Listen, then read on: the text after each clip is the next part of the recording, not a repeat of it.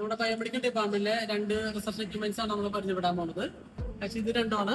ഒരെണ്ണം നമുക്ക് ബയോപാക്ക് എന്ന കമ്പനിയുടെ MP45 എന്ന ഡിവൈസ് ആണ്. രണ്ടാമത്തെ AD ഇൻസ്ട്രുമെന്റ്സിന്റെ ഒരു പവർ ലാബ് 2060 എന്ന എക്യുപ്മെന്റ് ആണ്. രണ്ടും ബേസിക്കലി പറയുകയാണെങ്കിൽ ഒരു നമ്മുടെ ബയോ സിഗ്നൽസ് അക്യൂർ ചെയ്യാൻ വേണ്ടി ഡിജിറ്റലൈസ് ആയിട്ട് നമുക്ക് റീഡിംഗ് എടുക്കാൻ വേണ്ടിയിട്ടാണ് യൂസ് ചെയ്യുന്നതാണ്.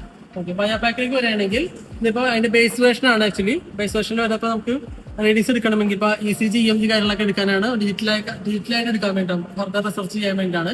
അപ്പൊ അതിന് കറസ്പോണ്ടിങ് ലീഡ് ഏതാണോ ഇലക്ട്രോൺസ് ഏതാണോ അത് നമുക്ക് കണക്ട് ചെയ്യാം. കണക്ട് ചെയ്തതിന് സോഫ്റ്റ്വെയറിലാണ് റീഡിങ് വരാം. ആക്ച്വലി ഇപ്പൊ സോഫ്റ്റ്വെയർ നമുക്ക് റീഡിങ് കിട്ടും, അത് നമുക്ക് ഫർദർ ക്ലോസ് ചെയ്യാൻ പറ്റും.